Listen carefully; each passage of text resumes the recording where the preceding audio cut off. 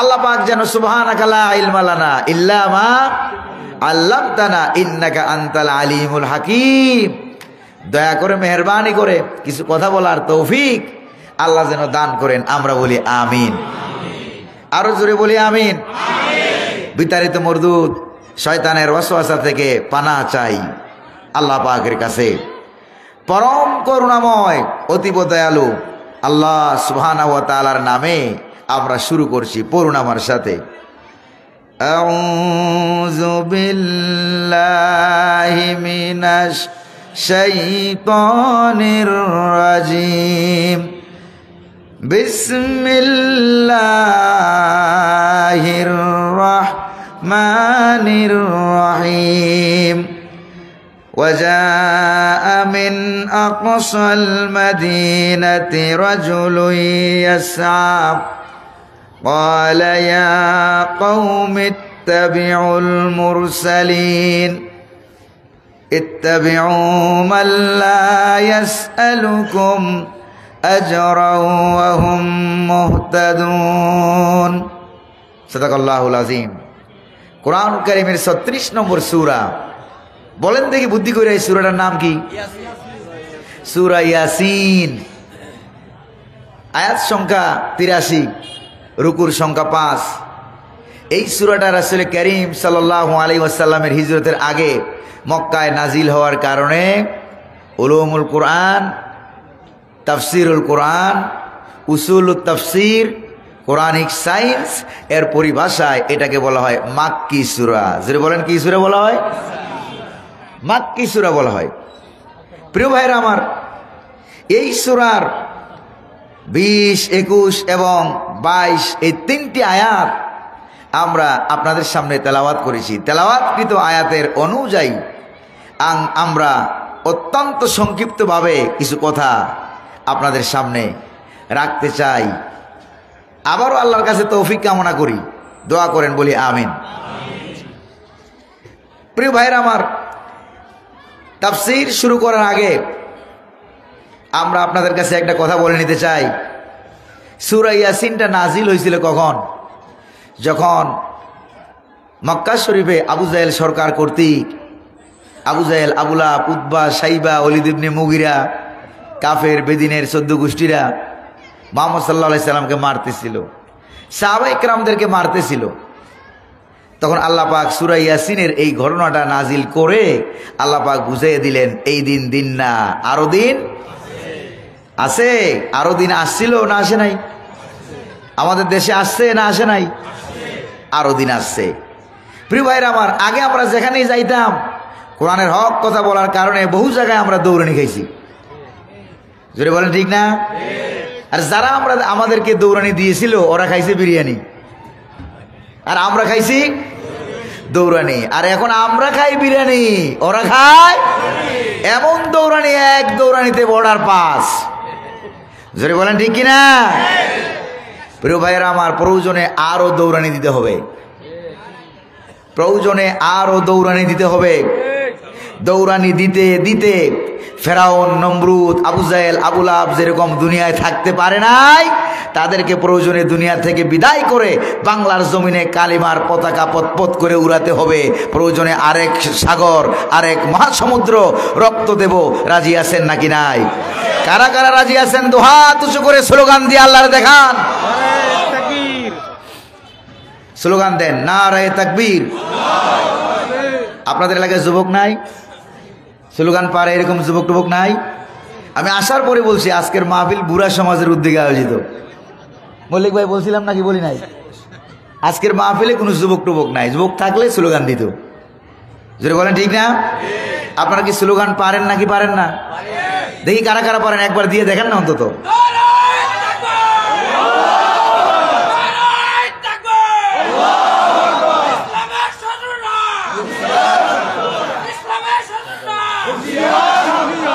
এই তো যুবক পাওয়া গেছে, আলহামদুলিল্লাহ পড়েন। আরো জোরে পড়েন না আলহামদুলিল্লাহ। প্রিয় ভাইরা আমার, আমার হাতে যে কোরআনুল কারীমটা আছে, কাগজের মধ্যে লেখা আছে, আপনারা দেখেন 30 পারা কোরআন কাগজে লেখা আছে নাকি নাই? কিন্তু হুজুরের কাছে যখন নাজিল হয়েছিল এরকম কাগজে না কলবে? কোথায় নাজিল হয়েছিল? কলবে নাজিল হওয়ার কারণে আবু জাহেল কর্তৃক, আবু লাহাব কর্তৃক কোরআন কারিমের বিরুদ্ধে যত অভিযোগ ছিল তার ভিতরে অন্যতম অভিযোগ ছিল এই যে কোরআনুল কারিমটা কেন কাগজে নাজিল হলো না, তাওরাত, জাবুর, ইনজিলের মতো কেন এটা এরকম লাউহার মধ্যে বা বোর্ডের মধ্যে বা কাগজের মধ্যে নাজিল হলো না? কেন এমন জায়গায় নাজিল হলো যেই জায়গা থেকে ধরাও যায় না, ছোঁয়াও যায় না, চুরিও করা যায় না, ডাকাতিও করা যায় না, ছিনতাইও করা যায় না, হারিয়েও যায় না, আগুন দিয়ে জ্বালানো? এবার কোন তো দেখি আবু জাহেলের মাথা খারাপ কি এমনি এমনি হয়েছে? কারণ আছে নাকি নাই? এবার আবু জাহেল কোরআনের বিরুদ্ধে অভিযোগ দিয়ে দিল, কেন কাগজে নাজিল হলো না? রব্বুল আলামিন আসমান থেকে সেই অভিযোগের জবাব দিয়ে দিলেন। রব্বুল আলামিন নাজিল করে দিলেন, ওয়ালাউ নাজ্জালনা আলাইকা কিতাবান ফি কিরতাস ফালামাসুহু বিআইদিহিম। সুবহানাল্লাহ বলেন। হালকা মাইকের মতো করে হালকা করে একটু সাউন্ড দিয়ে দেন। প্রিয় ভাইরা আমার, রব্বুল আলামিন বলে দিলেন, কি বললেন জানেন? রব্বুল আলামিন বললেন, এই কোরআনটা যদি আমি আপনার কাছে কাগজের মধ্যে নাজিল করে দিতাম তাহলে তারা তাদের হাত দিয়ে এটাকে রদবদল করে ফেলতো, তাবদিল, তাগির, তাহরিফ, মন মর্জি মোতাবেক যা হতো তা রাখতো, আর যেটা মন মর্জি মোতাবেক হতো না এটাকে তারা পরিবর্তন করে রদবদল করে ফেলতো, যেটা তাওরাত, জাবুর, ইনজিলের বেলায় যেটা হয়েছে। জোরে বলেন ঠিক না? কিন্তু আল্লাহ পাক নাজিল করে দিলেন এক কলবে। সেখান থেকে সাহাবায়ে কেরামের কাগজও লাগলো না, কলমও লাগলো না। সাহাবায়ে কেরামের লক্ষ কলবে ট্রান্সফার করে দিল কে? আরো জোরে কোন? আল্লাহ পাক ট্রান্সফার করে দিলেন। এরপরে সেখান থেকে তাবিন, তাবে তাবিন, উলামায়ে কেরাম, হাফেজ কোরআন, এরকম আস্তে আস্তে প্রায় ১৫০০ বছর পরেও সারা পৃথিবীতে বর্তমানে প্রায় ২৬ কোটি কোরআনুল কারিমের হাফেজ আছে। সুবহানাল্লাহ কইবেন না? প্রিয় ভাইরা আমার, শুধুমাত্র বাংলাদেশে আছে প্রায় ২৬ লক্ষ। আলহামদুলিল্লাহ কোন? তো কয়জন ধরবা, কয়জন মারবা, কয়জনকে ফাঁসির দড়িতে ঝুলাবা? এত ফাঁসির দড়িতে দুনিয়াতে নাই। জোরে বলেন আছে? এরকম ফাঁসির দড়িতে ঝুলাতে ঝুলাতে তামাম দুনিয়ার সমস্ত ফাঁসির দড়ি শেষ হয়ে যাবে, কিন্তু মুসলমানদের, কোরআনওয়ালাদের কল্লা দেওয়া শেষ হবে না। জোরে বলেন ঠিক না? যে কয়জন ফাঁসিতে ঝুলে মারলো, মানুষ কি কর্মী, দল, নেতা, কর্মী বাড়লো না কমলো? আরো বেশি বাড়াই দিয়েছেন কে? আল্লাহ পাক বাড়াই দিয়েছেন। প্রিয় ভাইরা আমার, এই হলো প্রথম কথা কোরআন সম্পর্কে। আরেকটা কথা হলো এই যে কোরআন কারীম এর প্রত্যেকটা আয়াতের ফজিলত আছে, গুরুত্ব আছে। আছে না ভাই? ফজিলত আছে, গুরুত্ব আছে প্রত্যেকটা আয়াতের ভিতরে। আরেকটু বাড়ান এটা। ফজিলত, গুরুত্ব আছে না? যে ব্যক্তি কোরআনুল কারীমের, আরেকটু, যে ব্যক্তি কোরআনুল কারীমের একটা আয়াত তেলাওয়াত করে প্রতিটা অক্ষরে অক্ষরে সওয়াব হয় কয়টা? আরো জোরে বলেন না কয়টা? 10টা করে সওয়াব হয়। এটা হলো কোরআনুল কারীমের যে কোনো জায়গা দিয়ে তেলাওয়াত করবেন 10টা করে কি হবে? 10 করে সওয়াব হবে। এটা গেল এক।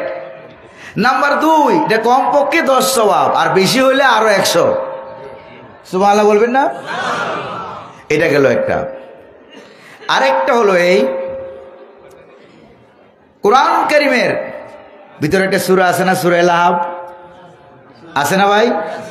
এই সূরা লাহাব, এই সূরা লাহাব তেলাওয়াত করলে 3 খতম কোরআনের সওয়াব হয়, 1 খতম কোরআনের সওয়াব হয়। এমন কোন ফজিলতের ওয়াজ আপনারা শুনছেন মনে হয়? শুনছেন কখনো? শুনেন নাই। কারণটা কি? কারণ এই সূরার আলোচ্য বিষয় হচ্ছে আবু লাহাব। জোরে বলেন না, এই সূরার আলোচ্য বিষয় কি? আলোচ্য বিষয় হলো আবু লাহাব। ঠিক না ভাই? এক। আবার আয়াতুল কুরসি যে ব্যক্তি পড়ে সে মরে না আর জান্নাতে ঢুকে না। সুবহানাল্লাহ বলবেন না? আবার সূরা লাহাবের পর আরেকটা সূরা আছে সূরাতুল ইখলাস। যে ব্যক্তি একবার তেলাওয়াত করে, 3 বার যে ব্যক্তি তেলাওয়াত করে, আল্লাহ পাক ওই ব্যক্তির নামায় আমলে 1 খতম কোরআনের সওয়াব দিয়ে দেয়। তার কারণটা কি? কারণ সূরা লাহাবের আলাদা কোনো ফজিলত নাই। যদ্দুর ফজিলত কোরআনের আয়াত হিসাবে এটাকে বলা হয় ফজিলাতুল যিকির। কি বলা হয়? ফজিলাতুল যিকির। আর সূরা ইখলাসের ভিতরে ফজিলাতুল যিকির তো আছেই, কোরআনের আয়াত হিসাবে ফজিলত তো আছেই।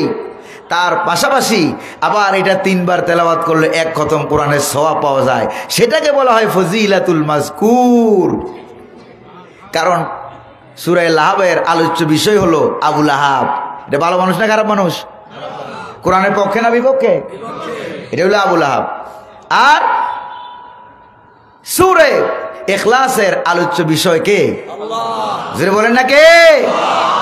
আল্লাহ পাক। সূরা ইয়াসিন যখন আমি তেলাওয়াত করি, যেখান থেকে আমি আপনাদের সামনে আয়াত তেলাওয়াত করলাম, এই সূরার তাফসীর যখন আমি পড়ি, পড়ার পর আমার কাছে যেই জিনিসটা বোধগম্য হয়েছে, সেই জিনিসটা হলো সূরা ইয়াসিন সম্পর্কে হাদিসে এসেছে, একবার সূরা ইয়াসিন তেলাওয়াত করলে 10 খতম কোরআনের সওয়াব পাওয়া যায়। কয় খতম? 10 খতম কোরআনের সওয়াব পাওয়া যায়। আছে কিনা হাদিসে? কেন এত সওয়াব? আয়াত হিসাবে প্রতিটা অক্ষরে 10 করে সওয়াব পাওয়ার কথা ছিল, কিন্তু এটা তো আছেই। একবার সূরা ইয়াসিন খতম করলে 10 খতমের সওয়াব হয়। কারণটা কি? কারণ যখন খুঁজতে লাগলাম, খুঁজতে খুঁজতে আমার কাছে ধরা পড়ল এই সূরার মূল আলোচ্য বিষয় হলো আল্লাহ। সুবহানাল্লাহ পড়েন না? আলোচ্য বিষয় হলো আল্লাহর নেয়ামত, আলোচ্য বিষয় হলো আল্লাহ পাকের নবীরা। আর এই সূরার আরেকটা আলোচ্য বিষয় হলো, যেখান থেকে আমরা তেলাওয়াত করেছি, এখানে দ্বীনের রাস্তায় ইসলামের জন্য জীবন দিয়েছেন এরকম একজন শহীদের ঘটনা আল্লাহ পাক সূরা ইয়াসিনে শহীদের ঘটনা আল্লাহ পাক সূরা ইয়াসিনে উল্লেখ করার কারণে সূরা ইয়াসিন একবার তেলাওয়াত করলে 10 খতমের সওয়াব পাওয়া যায়। সুবহানাল্লাহ। এই সেই ঘটনা, যেই ঘটনা নাজিল করে আল্লাহ পাক প্রিয় হাবিব মুহাম্মদ সাল্লাল্লাহু আলাইহি সাল্লামকে সান্ত্বনা দিয়েছিলেন, সাহাবায়ে কেরামকে সান্ত্বনা দিয়েছেন। সুবহানাল্লাহ বলবেন না? প্রিয় ভাইরা আমার, মুহাম্মদ সাল্লাল্লাহু আলাইহি সাল্লামের কাছে কোরআন নাজিল হলো। তিনি যখন কোরআনে কারিমের দাওয়াত দিতে লাগলেন, তখন কি আবু জাহেল সরকার প্রেসিডেন্ট ছিল? আবু জাহেল, এই আবু জাহেলের কাছ থেকে বোধহয় অনুমতি নিয়েছিলেন? মুসা আলাইহিস সালাম ফেরাউনের কাছ থেকে মনে অনুমতি নিয়েছিলেন? তারপরে কি জানি বলে নমরুদ, এর কাছ থেকে ইব্রাহিম আলাইহিস সালাম অনুমতি নিয়েছিলেন? নেয় নাই। যারা অনুমতি বাধ্য করেছিল তারা তৎকালীন ফেরাউন, নমরুদ, আবু জাহেলের চাইতে আরো খারাপ ছিল। জোরে বলেন ঠিক না? প্রিয় ভাইরা আমার, সেখান থেকে আমরা ঘটনা শুনি, যেখান থেকে আল্লাহ পাক কোরআনুল কারীমে ঘটনাটা উল্লেখ করেছেন হযরত ঈসা আলাইহিস সালামের জমানার ঘটনা। হযরত ঈসা আলাইহিস সালামের সদর দপ্তর ছিল ফিলিস্তিনে। কোথায় ছিল? সদর দপ্তর ছিল ফিলিস্তিনে। সেখান থেকে তিনি 2 জন রাসূল পাঠিয়ে দিলেন, তোমরা সিরিয়াতে যাও, সিরিয়ায় যায় দাওয়াত দাও। কার? আর আসতে কোন কার? আল্লাহর নাম বলে কি গুনাহ টুনা হয়? সিরিয়ায় যাইয়া দাওয়াত দাও আল্লাহ পাকের। ওরা 2 জন চলে গেল সিরিয়ায়, যেই সিরিয়া গত সপ্তাহে জালেম শাসক থেকে স্বাধীন হয়েছে। আল্লাহু আকবার বলবেন না? তারপরে সেখান থেকে আয়নাগর থেকে একটা লোক বেরিয়েছে, 43 বছর যাবৎ সে আয়নাগরে আছে। কত বছর? 43 বছর যাবৎ সে আয়নাগরে আছে। সেখান থেকে সে বাইরে হইছে। বাইরে হইয়া কাউকে চিনে না, নিজের নামটাও বলতে পারে না, কাউকে চিনেও না, জানেও না। এরপরে আরেকটা লোক বাইরে হইছে, তার আবার সবকিছু মনে আছে। তাকে জিজ্ঞেস করলো যে ভাই, 43 বছর আগে তোমার এই রুমে 3 তলা মাটির নিচে এই রুমের ভিতরে ঢুকাইয়া যখন তোমাকে তালাবদ্ধ করে দেওয়া হয়েছিল, তখন এই পর্যন্ত তুমি খাইছো কি? কি খাইছো? কি খাবার খেয়েছ? তখন সে বলল, আমার কাছে যখন খাবারের প্রয়োজন মনে হতো তখন আমি বলতাম সুবহানাল্লাহ, আলহামদুলিল্লাহ, আল্লাহু আকবার, লা ইলাহা ইল্লাল্লাহ। ওই সুবহানাল্লাহ বলার বদৌলতে রাব্বুল আলামিন আমাকে খাবার দিয়া পেট ভরাইয়া দিতেন। আল্লাহ পাক এদেরকে বাঁচাই রাখছে। সেই আয়নাঘরের ভিতরে আর মারাত্মক, কত বড় জালেম ছিল তারা। প্রিয় ভাইরা আমার, আমি চাইছিলাম কি ওই যে দূরের মাইকের যেই সাউন্ড এটা যাতে আমার কানে আসে, এটা যাতে আমার কানে আসে, কিন্তু তারা ওইরকম ভাবে সেটিং দিতে পারে নাই। মাইকগুলি অনেক ভালো, দূরে কিন্তু অনেক সুন্দর শোনা যায়, স্টেজে কোনো কি নাই, আওয়াজ নাই, সাউন্ড নাই। প্রিয় ভাইরা আমার, এটা হলো সেটিং এর গুলমাল। কিসের গুলমাল? কন সেটিং এর কারণে কথা বলতে আমরা ঘামে যাই, সেটিং এর কারণে। হাত পাখা দিয়ে একটু বাতাস করেন বলেন। প্রিয় ভাইরা আমার, আপনারা কি শুনতেছেন আমার কথা? বুঝতেছেন না বুঝেন নাই? এই জন্য আমি আগের থেকেই গতকালকেই ফোন করে বলে দিয়েছিলাম যে ভাই স্টেজের ডানে বামে মাইক দিবেন। কি দিবেন? মাইক দিবেন। এই মাইকের কথা বলছিলাম। এটাও বলে দিয়েছি যে দূরের মাইকের যেই সাউন্ড একই কোয়ালিটির সাউন্ড যাতে আমরা স্টেজে পাই, তাহলে কথা বলতে আমাদের কাছে মজা লাগে। একটা বলতে বলতে তিনটা মনে পড়ে যায়। আর এমনি নিজের সাউন্ড নিজের কানে না আসলে কথা বলতে খুঁজিয়া কথা টোকাইয়া খুঁজিয়া কথা পাওয়া যায় না। প্রিয় ভাইরা আমার, তারপরে দোয়া করেন আল্লাহ যেন রহম করে, বলি আমিন। আরো জোরে বলি আমিন। কারণ এক জায়গায় এক মাহফিলে চিল্লে কথা বইলা কণ্ঠ ভাঙে ফেললে আগামীকাল কথা বলবো কেমনি? আগামীকাল মাহফিল হলো বগুড়া, মাহফিল চলছে। আলহামদুলিল্লাহ বলবেন না? আল্লাহ যে তৌফিক দান করে, বলি আমিন। আরো জোরে বলি না আমিন। প্রিয় ভাইরা আমার, দুইজন রাসূল পাঠাইয়া দিলেন। এই দুইজন রাসূল তারা সিরিয়া শহর দিয়ে ঢুকছেন। এই ঢুকতে ঢুকতে যেই সিরিয়া শহরে ঢুকতেছেন, ঢুকতেই দেখে একটা লোক কাঠমিস্ত্রি কাজ করে, তারপরে গাছ ছিঁড়ে সেই গাছ দিয়া চেয়ার বানায়, টেবিল বানায়, চৌকি বানায়, বিক্রি করে। সামনেই পড়লো একটা গরিব মানুষ কাঠমিস্ত্রি। তাকে জিজ্ঞেস করলো যে ভাই তোমার নাম কি?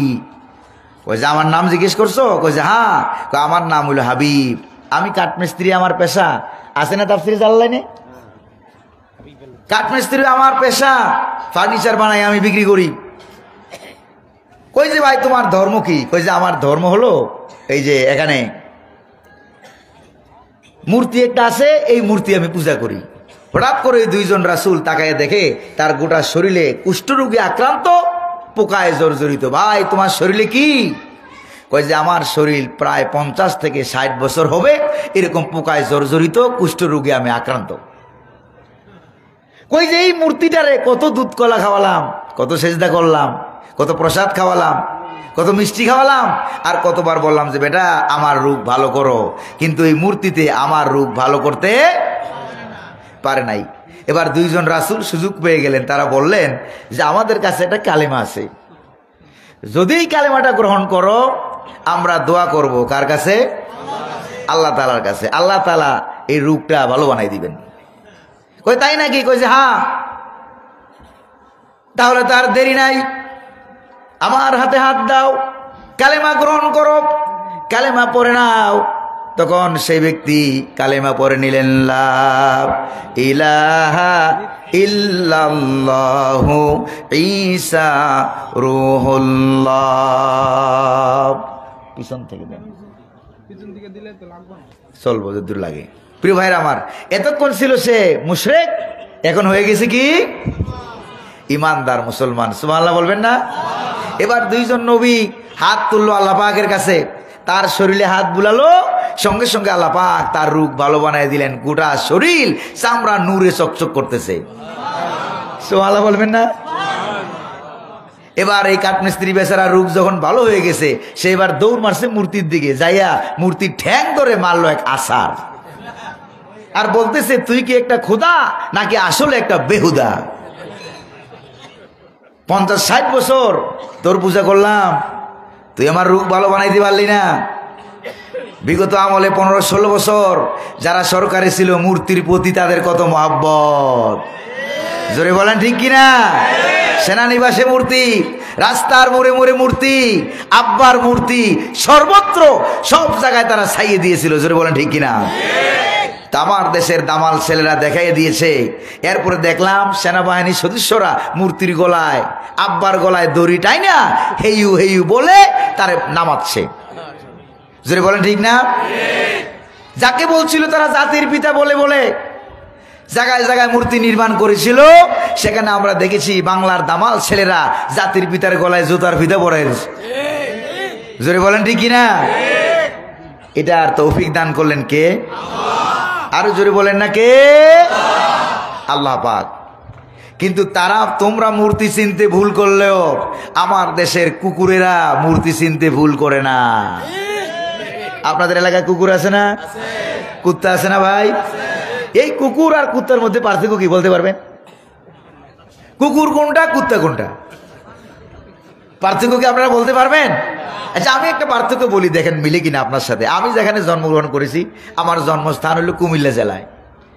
সেই এলাকার মানুষের মেজাজ, মন মেজাজ যখন ভালো থাকে তখন তারা কুত্তা দেখলে বলে কুকুর, আর মেজাজ যখন 532 থাকে, মেজাজ যখন খারাপ থাকে, ঝগড়া টগড়া করে আসে, তখন তারা বলে কুত্তা। আমার মনে হয় আপনাদের এলাকার কালচারও এর ভিন্ন হবে না। যেরকম ঠিক না? মেজাজ ভালো থাকলে কি বলেন? কুকুর। আর খারাপ থাকে কি বলেন? কুত্তা। কারণ এই কুত্তা কিন্তু মূর্তি চিনে। মূর্তি একটা রাস্তার কিনারে থুইয়া আপনি যান, দেখবেন যে কুত্তা এটা কোত্থেকে আসছে, ঠ্যাং একটা উঁচু করে লাগাইলো সেলুট, সেলুট দিয়া মাঝখান দিয়া মেশিন স্টার্ট করে দেয়। যেরকম ঠিক না? এইরকম ভাবে নবী করিম সাল্লাল্লাহু আলাইহি সাল্লামের কাছে একটা যুবক আসছে একটা ভাঙ্গা মূর্তি কাঁধে নিয়া। হুজুর জিজ্ঞেস করলেন যে মিয়া, তোমার মূর্তিটা ভাঙ্গা কেন? কই যে ইয়া রাসূলুল্লাহ, এইটা ছিল আমার খোদা, এটাকে আমি সব সময় সাথে রাখি, না জানি কোন সময় কোন বিপদ আপদে পড়ি। তো রাস্তা দিয়ে চলতে গিয়ে হঠাৎ আমার টয়লেটে যাওয়ার প্রয়োজন হলো, বাথরুমে যাওয়ার প্রয়োজন হলো। মনে মনে ভাবলাম, এই নাপাক জায়গায় তো খোদাকে নিয়ে যাওয়া উচিত হবে না। এই খোদাকে রাস্তার কিনারে রেখে গেলাম কাম সারতে। কাম সেরে এসে দেখি আমার কামও সারা, খোদার কামও সারা। খোদার মাথা থেকে ঠ্যাং পর্যন্ত পুরা শরীর ভিজা। মনে মনে ভাবলাম, খোদার শরীর ভিজা, অবশ্যই কোনো বরকতের পানি টানি হবে, রহমতের পানি হবে। এবার খোদার শরীরে হাত বুলাইয়া, হাতে পানি লাগাইয়া নিজের জিহ্বায় দিয়া চাটতে লাগলাম, খাইতে লাগলাম। দেখলাম কি জাজালু গন্ধ, দুর্গন্ধ, টক টক লাগে, মোটেও মজা লাগে না। মনের মধ্যে সন্দেহ জাগলো, বরকতের পানি এরকম দুর্গন্ধ হবে কেন? এদিক সেদিক তাকালাম, তাকায় দেখলাম পাশের থেকে একটা কুকুর হেঁটে যাচ্ছে, তার নিচ থেকে টপ টপ করে পড়তেছে। মনে ইয়া রাসূলুল্লাহ, মেজাজটা বড় খারাপ হয়ে গেল যে কুত্তার পেশাব দিয়া নিজেরে বাঁচাইতে পারলি না, আমার এ দুনিয়া আখিরাতে বিপদ থেকে বাঁচাইবি কেমন? মারলাম এক আসার, তুই কি একটা খোদা, না হলে আসে নাকি আসলে একটা বেহুদা, না হলে আসে নাকি আসলে একটা বেহুদা। হাদিস শরীফে এসেছে, নবীজি হেসে দিয়েছিলেন। সাহাবায়ে কেরাম বলেন, আল্লাহর নবী সব সময় মুস্কি হাসি হাসতেন, কখনো হুজুরের দন্ত মুবারক আমরা দেখি নাই, দন্ত মুবারক বিকশিত হতো না। কিন্তু এই একদিনের হাসিতে আমরা দেখলাম আল্লাহর নবীর দন্ত মুবারক বিকশিত হয়ে গিয়েছিল। ওই হাসিতে আমরা হুজুরের দাঁত পর্যন্ত দেখেছি। হুজুর জিজ্ঞেস করলেন, যুবক, তোমার এই ভাঙ্গা খুদারে নিয়া আমার কাছে কেন আসছো বলো? কই যে ইয়া রাসূলুল্লাহ, এই ভাঙ্গা খোদাটা নিয়ে আমি আপনার কাছে এসেছি। কারণটা হলো কি জানেন? কারণটা হলো এই জাতীয় মূর্তি, তাদের দুর্বলতা, অক্ষমতা, অসারতা, দীনতা, হীনতা আমার কাছে ধরা পড়েছে। যে নিজেকেই বাঁচাইতে পারে না কুকুরের পেশাব থেকে, সে আবার আমারে বাঁচাবে কেমনে? ইয়া রাসূলুল্লাহ, আমি আপনার কাছে ইসলামের দীক্ষা এবং শিক্ষা গ্রহণ করার জন্য এসেছি। আপনি আমারে পড়াইয়া দেন কালেমার দাওয়াত, আপনি আমারে কালেমা পড়াইয়া দেন। হুজুর বললেন, যুবক, তাহলে তুমি পড়ো লা ইলাহা ইল্লাল্লাহু মুহাম্মাদুর রাসূলুল্লাহ। পড়েন লা ইলাহা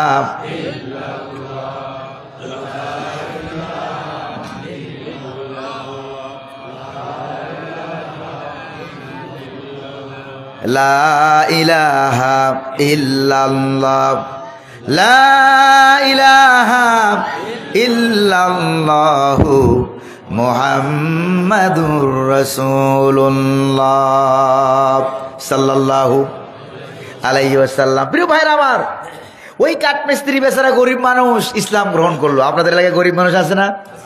কিছু গরিব লোক আছে না, রিক্সা টিক্সা চালায়, ভ্যান গাড়ি চালায়, অন্যের জমিনে কাজ করে। রাতের 3টার সময় বড় লোক মারা গেছে, গরিব লোক আয়সা দৌড়ে হাজির যে ভাই আল্লাহ আপনার ভালো করুক, সবাই তো মরতে হবে। এরকম ভাবে অনেক সান্ত্বনা দেয়, সুখাহত কাতরে সবাইকে বুঝায়। এরপরে বলে যে ভাই কবর কোন জায়গায় খুঁড়বেন একটু দেখাই দেন, আমি কবরটা খনন করে দিই। এরকম লোক আপনাদের এলাকায় নাই? আছে কিনা বলেন?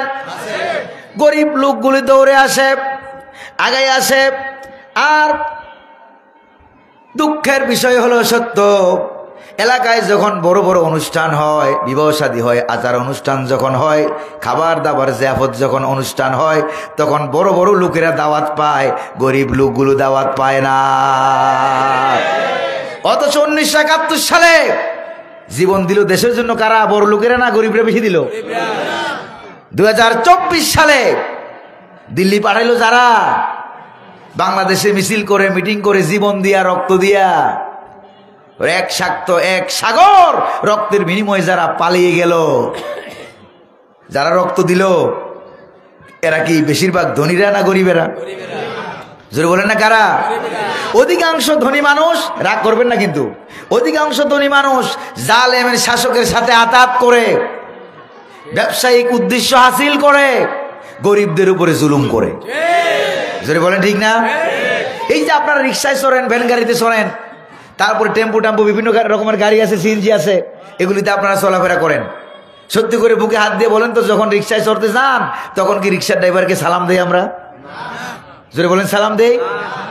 টেম্পুর ড্রাইভারকে সালাম দেই? দেই না। ভ্যান গাড়িওয়ালাকে সালাম দেই না। নিজের বাড়িতে কাজের মহিলা, কাজের ছেলে আছে, সিকিউরিটি গার্ড আছে, বাড়িওয়ালার মুখ দিয়া সিকিউরিটি গার্ডকে জীবনেও সালাম দেয় না। এরকম লোক আপনাদের এলাকায় আছে নাকি নাই? এবার আমি যদি আপনাকে জিজ্ঞেস করি এই গরিব লোকগুলো সালাম পায় না, কারণটা কি? আপনারা কি জবাব দিবেন? কারণটা কি? গরিব। কারণটা কি? গরিব, পকেটে টাকা নাই। আর বিগত সরকারের আমলে আমরা দেখছি মসজিদের কোন মসজিদের ইমাম সাহেব, আপনাদের কথা বলছি না কিন্তু রাগ করবেন না, কোন মসজিদের ইমাম সাহেব ইমামতি করে মাত্র বের হইছে, রিক্সাওয়ালার তো সালাম দিলই না। কিছু দালাল ইমাম তো আমার দেশে ছিল, জোরে বলেন ছিল কিনা? শাহবাগে গিয়া শাহবাগীদের সাথে আতাত করে আল্লামা সাইদির মতো মানুষের ফাঁসি তোমরা কামনা করেছ, দাবি করেছ, জোরে বলেন ঠিক কিনা? এগুলি দালাল। জান্নাতের সার্টিফিকেট দিয়েছে, কত বড় মারাত্মক কথা। তোমার বাপ জান্নাতের মালিক, তুমি কি জান্নাতের মালিক? জান্নাতের মালিক যিনি, তিনি কে? জান্নাতের সার্টিফিকেট দিয়েছে।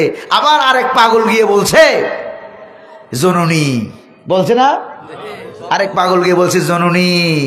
এবার জননী কোথায়, তুমি কোথায়? শোক দিবস কোথায়, বিরিয়ানি কোথায়? জোরে বলেন ঠিক না ভাই?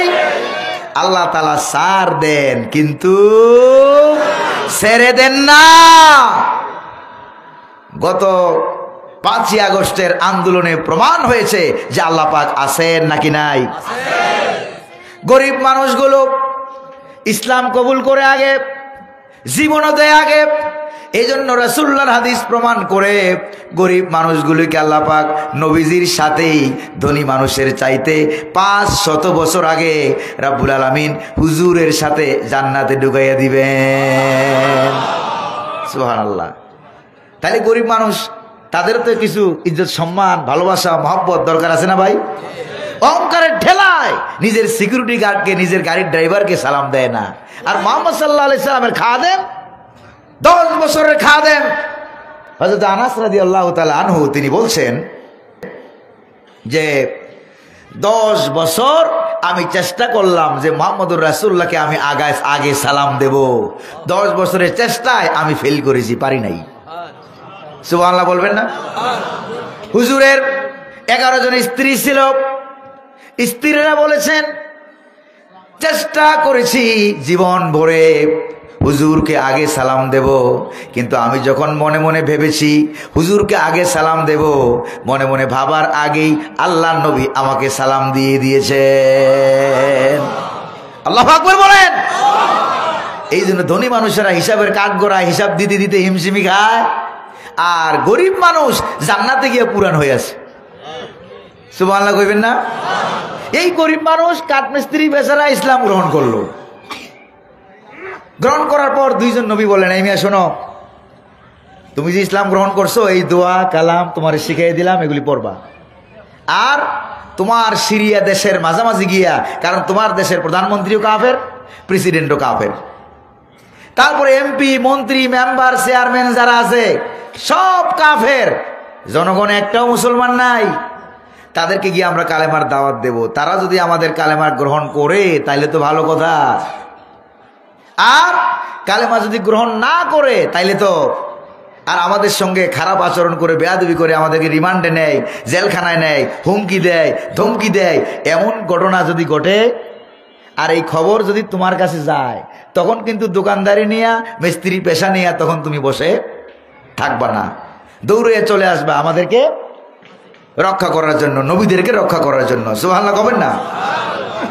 কইছে আচ্ছা ঠিক আছে, আল্লাহ যদি আমার কাছে খবর পাঠায় বা আমি যদি খবর জানতে পারি, তখন আমি আমার দোকানদারি নিয়ে তখন আর বসে থাকবো না। 2 জন নবী চলে গেলেন শহরের মাঝখানে গিয়ে কালেমার দাওয়াত দিলেন। দাওয়াত দেওয়ার পর এলাকার লোকগুলো তারা ভালো ব্যবহার করে নাই, তারা বলল তোমরা মিথ্যুক। জোরে বলেন, নবীরা কি মিথ্যুক হতে পারে? নবীদেরকে বলা হলো মিথ্যুক, নবীদেরকে বলা হলো দেশ বিরোধী, স্বাধীনতা বিরোধী, বর্তমান জমানায় হইলে বলতো রাজাকার। বলছে না বলে নাই? বলতো না বলছে? তারা বলেছে। আর গাছের গোড়ায় গাছের আগায় উঠে এত লাফালাফি করছিল যে এত লাভ আমার দেশের ব্যাঙেরাও জানে না। জোরে বলেন ঠিক না ভাই? আল্লামা সাইদি রহমতুল্লাহ আলাইহি উনি বলছিলেন, কি বলছিলেন জানেন? উনি বলছিলেন গাছের আগায় উঠে বেশি লাফালাফি করবে না, গাছের গোড়ায় আছে 12 কোটি। জোরে কোন কত কোটি? এই 12 কোটি গাছের গোড়া ধরে এমন ভাবে নাড়া দিবে মামু বাড়ি দিল্লি গিয়ে পড়বা। পড়ছে না পড়ে নাই? এমন বিপদে পড়ছে, বিপদ আপদ মুসিবতে পড়লে ভাইরা আমরা একটা দোয়া পড়ি। দোয়াটার নাম কি? আরো জোরে কোন নাম কি? দোয়া ইউনুস। কিন্তু ওরা যে বিপদে পড়ছে এদের কপালে দোয়া ইউনুসও নাই, দোয়া ইউনুস পড়ার সুযোগও নাই। কারণ কি জানেন? কারণ হইলো ওরা পালিয়ে যাওয়ার পর যাকে আল্লাহ পাক রাষ্ট্র ক্ষমতায় বসাইছে ওই লোকটার নামও ডক্টর ইউনুস। জোরে কোন ঠিক কিনা? কারণ এই দোয়া ইউনুস যদি পড়ে তাহলে ইউনুসের নাম মুখ দিয়ে আসে, কলজা ফাটিয়া যাবে, কপালে দোয়া ইউনুসও নাই। যেরকম ঠিক না ভাই? তাকে ইন্ডিয়া থেকে সাংবাদিকরা প্রশ্ন করেছিল যে স্যার আপনার দেশের জনগণ এই মূর্তিগুলি ভাঙতেছে কেন? কই যে ওর আব্বার মূর্তি ভাঙতেছে, এটা আমারে জিজ্ঞেস করেন কেন? এটা ওর মেয়েরে জিজ্ঞেস করেন,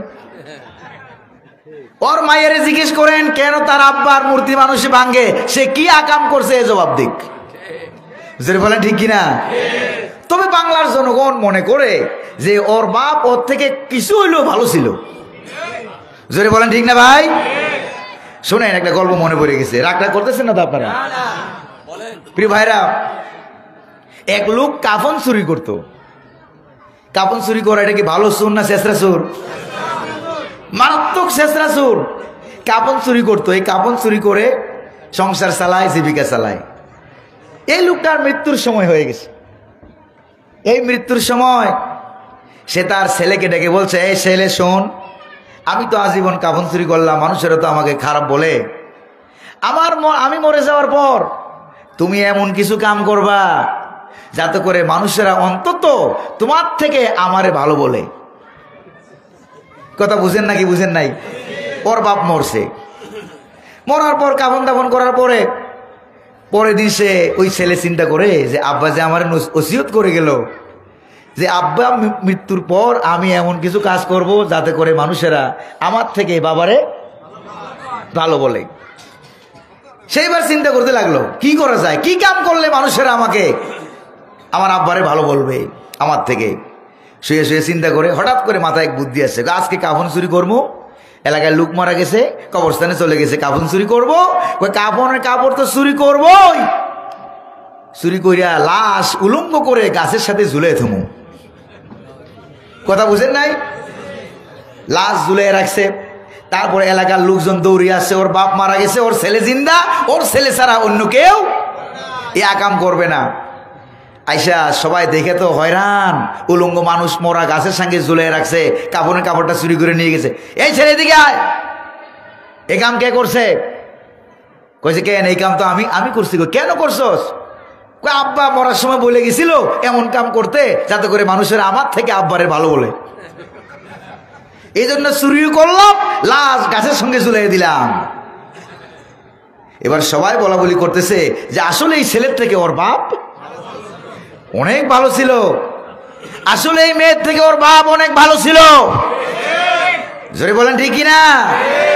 কারণ আলেম ওলামাদেরকে ওর বাপও জেলখানায় ঢুকাইছিল, আল্লামা সাইদি রহমতুল্লাহ আলাইকে জেলখানায় ঢুকাইছিল, কিন্তু ফাঁসির মঞ্চে ঝুলাই নাই। যেরকম ঠিক না ভাই? এবার মানুষেরা বুঝে কেমনে নামায়, কেমনে ভাঙ্গে। তোমাদের মূর্তির প্রতি কত মহব্বত, যে মহব্বত আমার দেশের কুত্তাও মূর্তির প্রতি এই মহব্বত নাই। হিন্দুরা ভালো করে খেয়াল করেন, হিন্দুরা তাদের পূজার জন্য তাদের মন্দিরে মূর্তি লাগলে আমাদের কোনো আপত্তি নাই, কিন্তু মুসলমানের সন্তান হইয়া মূর্তি পূজা করবা, জায়গায় জায়গায় মূর্তি বানাবা, জায়গায় জায়গায় কি করবা, আব্বার মূর্তি বানাবা, এটা হতে দেওয়া যাবে না। মূর্তির বিরুদ্ধে আমি কথা বলছিলাম 2020 সালে লক্ষ্মীপুর জেলা সদরের মাহফিলে। আমার মাহফিলে সেই দিন 3 বার বাধা দেওয়া হয়েছে। কয়বার? 3 বার। মাহফিল শুরু করার 14 মিনিটের মধ্যে একবার বাধা, কয় যে মাহফিল শেষ করে দেন। আমার সামনে লোক ছিল প্রায় 15 থেকে 20 হাজার। তখন আমি বলেছিলাম প্রয়োজনে এখানে কিয়ামত হবে, রক্ত সাগর বয়ে যাবে, তারপরে ওয়াজের মাহফিল বন্ধ করা যাবে না। সেদিন নোয়াখালী লক্ষ্মীপুর এলাকার মানুষ বুঝাইয়া দিয়েছে, সেখানে আমি 1 ঘন্টা 15 মিনিট কথা বলছিলাম। প্রিয় ভাইরা আমার, কি আচরণ তারা করলো? নবীদেরকে বলল মিথ্যুক। তখন রব্বুল আলামিন বলেন, ওই নবীদেরকে সাহায্য সহযোগিতা করার জন্য আমি আল্লাহ আমার পক্ষ থেকে ফাআজ্জাজনা বিসালিস, আমার পক্ষ থেকে তৃতীয় আরেকজন নবী পাঠাইয়া তাদেরকে সাহায্য করার ব্যবস্থা করলাম। তৃতীয় আরেকজন নবী পাঠালাম। তাফসিরে আদ-দুরুল মানসুরের ভিতরে এসেছে, ইমাম সুয়ুতী রহমতুল্লাহ আলাইহি উল্লেখ করেন যে তৃতীয় আরেকজন যাকে নবী বানিয়ে পাঠানো হয়েছিল, এই লোকটার নাম ছিল বুলিস। আরবিতে বলা হয় বুলিস, ইংরেজিতে বলা হয় পুলিশ। কি বলা হয় কন্ত? এই লোকটার নাম ছিল পুলিশ। তা এইটাই হচ্ছে পুলিশ বাহিনীর দুনিয়াতে আগমনের সর্বপ্রথম ইতিহাস। তার মানে পুলিশের আগমন ঘটেছিল নবীদেরকে সাহায্য করার জন্য, ইসলামের পক্ষে কাজ করার জন্য। আমার দেশের দেশপ্রেমিক সেই পুলিশ বাহিনীকে তারা নিজেদের দলীয় সন্ত্রাসী বাহিনীতে পরিণত করেছিল। জোরে বলেন ঠিক কিনা? আমার নিজের চোখে আমি যা দেখেছি, আমার বাসাটা বেশি দূরে নয়, বাংলাদেশের 2024 সালের আন্দোলন সবচেয়ে মারাত্মক রূপ যেখানে ধারণ করেছিল সেটা হলো যাত্রাবাড়ি এলাকায়। কোন জায়গায়? যাত্রাবাড়ি এলাকায়। সেখানে আমি দেখলাম মসজিদে ইমামতি করি, মসজিদ যাইতে পারি না। সর্বনাশ হয়েছে না? নামাজ পড়বো, মসজিদে যাব, অনেক কষ্ট করে মসজিদে গেলাম, একটা বুলেট এসে পড়লো মসজিদের দেয়ালে, আরেকটা এসে পড়লো মসজিদের দরজায়। তখন মনে মনে ভাবলাম, যারা মসজিদে গুলি করে, আল্লাহর ঘরে যারা গুলি করে, আল্লাহ অন্তত তাদেরকে দেশে থাকতে দেবে না। গুলি খাই আমার সাথে লোকটা মারা গেল, গুলি খাই আমার সাথে লোক মারা গেছে, আরেকজনের ঠ্যাঙ্গে গুলি লাগছে, এখনো পা ভালো হয় নাই। এরপরে দেখলাম বিশ্ব রোডে, তারপরও গেলাম, নিজের ইমানের টানে গেলাম, বিশ্ব রোডে গেলাম, যাই দেখি জোহরের সময় যেই লোক দেখলাম, আসরের সময় দেখি আরো লক্ষ লক্ষ, মাগরিবের সময় দেখলাম আরো লক্ষ লক্ষ, এশার নামাজের সময় গেলাম রোডে, গুলি খাইয়া দৌড়ুনি খাইয়া 4 বার দৌড়ুনি খাইয়া পিছনে আসছি। পরে দেখলাম ছাত্ররা, আমি দৌড়ে পিছনে চলে যাই, কিন্তু ছাত্ররা পিছনের দিকে দৌড়ায় না। গুলি পড়ে ইন্ডিয়ান পুলিশ, বাংলাদেশি পুলিশ আর তাদের দলীয় সন্ত্রাসীরা একের পর এক 50 জন 60 জন মানুষ একসাথে গুলি করা মাত্রই 20টা 30টা লাশ বিশ্ব রোডে পড়ে যায়। তারপরেও দেখলাম আমরা দৌড়ে পালায় যাই, মুরব্বীরা দৌড়ে পালায়, কিন্তু কোরআনের আবাবিল পাখিরা সামনে আগাইয়া যায়, পিছনে দৌড়ে পালায় না, ওরা সামনে দৌড়ে যায়। একটা জিজ্ঞেস করলাম যে ভাই শোনো, কোন জায়গায় ছাত্র? কই যে এই পাশের এই কলেজের ছাত্র, আমি দুনিয়া কলেজের ছাত্র, আবার মাদ্রাসার ছাত্রও নামছে, হাফিজি কোরআনরাও নামছে, আলহামদুলিল্লাহ। জিজ্ঞেস করলাম এই যে লাশ পড়তেছে, ভ্যান গাড়ি দিয়ে লাশের স্তূপ নিয়ে যাওয়া হচ্ছে, হাসপাতাল মর্গে নিয়ে যাওয়া হচ্ছে, তোমাদের কি লাশগুলি দেখে ভয় লাগে না? কই যে আমাদের কলিজায় কোনো ভয় নাই, আল্লাহ পাক আমাদের কলিজা থেকে সমস্ত ভয় উঠাইয়া দিয়েছেন, কোন জালেম শাসককে আমরা ভয় করি না। আগে ছিল আমাদের 9 দফা, রক্তের কারণে 9 দফা হয়ে গেছে 1 দফা। যতক্ষণ পর্যন্ত 1 দফা বাস্তবায়ন না হবে ততক্ষণ পর্যন্ত আমরা পিছনে যাব না, কারণ পিছনে গেলেই বাসা বাড়িতে দেশে থাকতে পারবো না, মরতে হবে। আর সামনে গিয়ে যদি মরি তাহলে সামনে আছে স্বাধীনতা, পিছনে আছে তাদের গুন্ডা বাহিনী, পুলিশ বাহিনী। প্রিয় ভাই, রক্ত দিচ্ছে জানে এই জাতিকে কেউ পরাজিত করতে পারবে না। প্রয়োজনে কোরআনের জন্য আবার রক্ত দেব, বাংলার জমিনে কোরআন কারীমকে পার্লামেন্টে সংসদে পাঠাবো। রাজি আছেন নাকি নাই? কারা কারা রাজি হাত তুলে দেখান।